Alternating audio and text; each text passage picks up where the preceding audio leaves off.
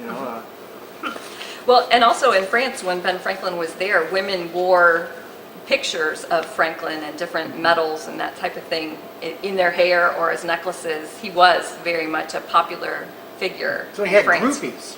He definitely had groupies, and they would go to the salon and have their hair done a la Franklin. They followed him around. He had his own hairdo.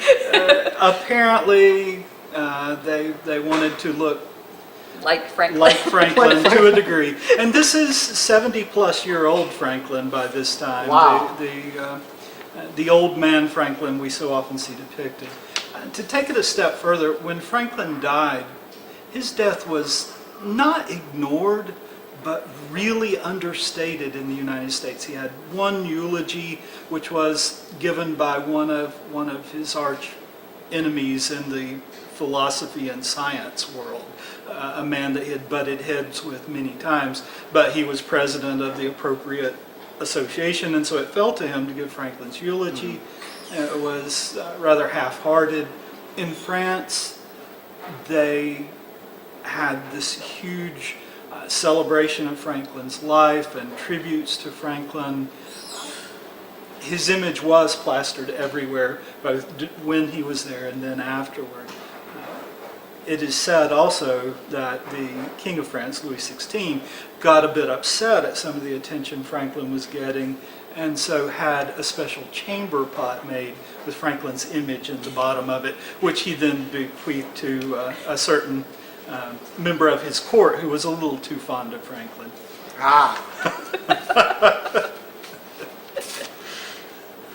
Scary. Yes. Okay.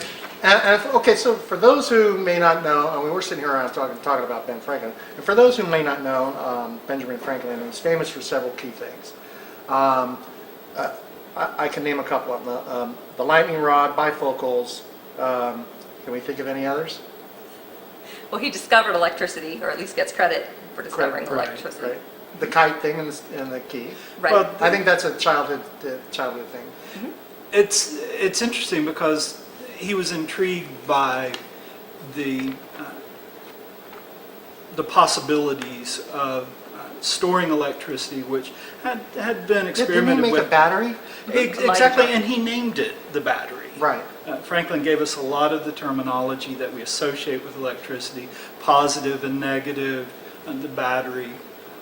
His understanding of it, though, was that this is something more than just a parlor trick. Mm-hmm. Yes, we can store electricity in this device and then shock our parlor guests. Right. That was mostly how people understood electricity. What they really did not understand was lightning.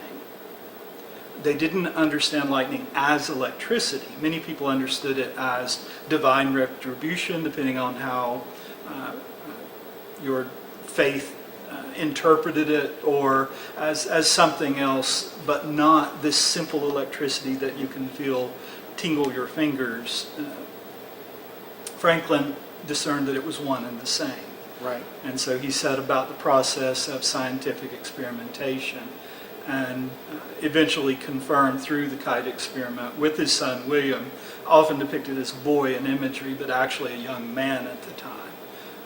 And they confirmed this connection. And really that put Franklin on the scientific stage in Europe. He was certainly the most famous American of his age in that sense.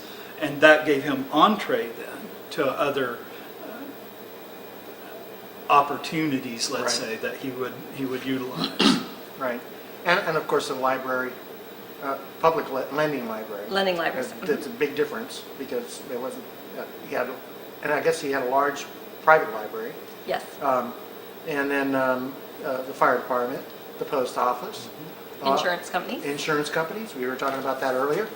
I wonder what he would say about things that are going on right now. We're going to take a really quick break, okay? Stay with us and we'll be right back. Thanks.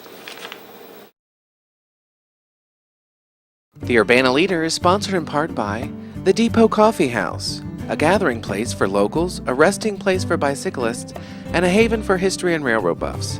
Located 6 blocks west of Monument Square on Miami Street in Urbana, the coffee house can be found in a refurbished 1890s train station on the Simon Kenton Bike Trail. Free Wi-Fi, fresh baked goods, local artwork, and good conversation can be found every day of the week at The Depot from 7 a.m. till 9 p.m. Welcome back. I'm Anthony Ehresmann, and this is Urbana Leader. We're here with Julie McDaniels and Professor Ryan, Professor Michael Ryan, I should say.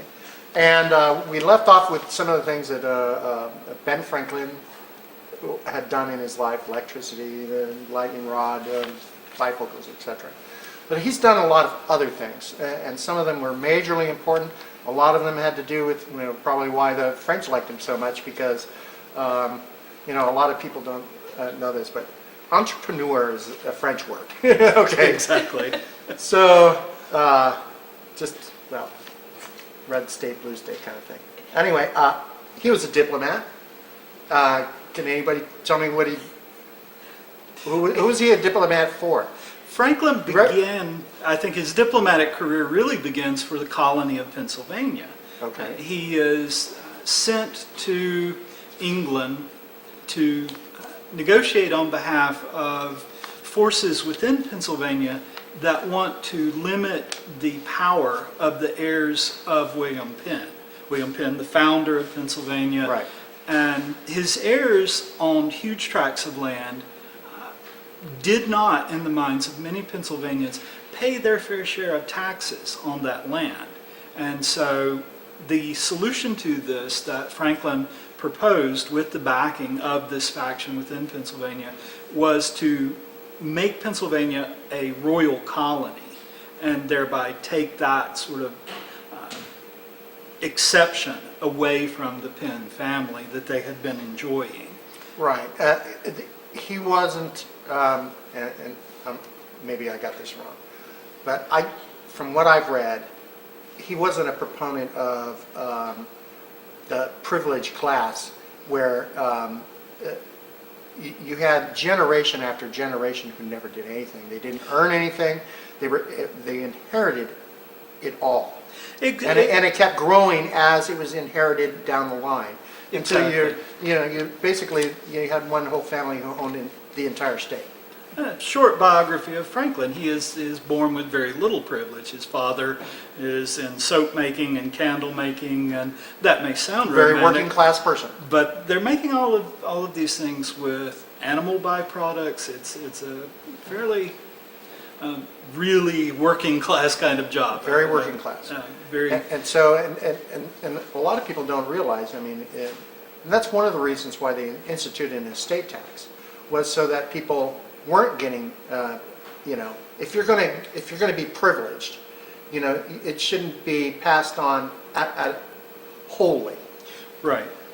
So Franklin actually took that a step further and argued for limits, constitutional limits, in the constitutional debates. This was one of the things that he lost out on, and it was a problem for him, and he conceded in the end, we need this constitution, this is the best we're going to get. Mm-hmm. But he really wanted limits on property holding, and had pushed for that in Pennsylvania and pushed for that nationally with the Constitution, for limits on property holding. It strikes a dissonant chord to our ear today, because we think of Franklin as the entrepreneur building up personal wealth. The man retired at age 42. Right. Because he had built a printing empire that sustained him, and other Right. interests, land holdings and rental properties that sustained him. And back then, 42 was actually pretty old. That's right. But he lived a very, very long life. Very long life, 84. I 84, believe. yeah. And a lot of it, and that's very counterintuitive to what's going on to now. It's amazing how, I was at a Toastmasters speech meeting, and there was a piece of, somebody gave a speech from when Martin Luther King gave his acceptance speech for the Nobel Peace Prize. And I was so struck by how many elements in it that were so relevant today. And it keeps coming around to that. How many, even Carter's Malay speech. There's sections in there that is so, it could be written today and given today and have 100% relevance. And a lot of that, and you think of, when you think of Ben Franklin, you think of old guy. Okay, yeah, he's Right. that old guy. But a lot of what he taught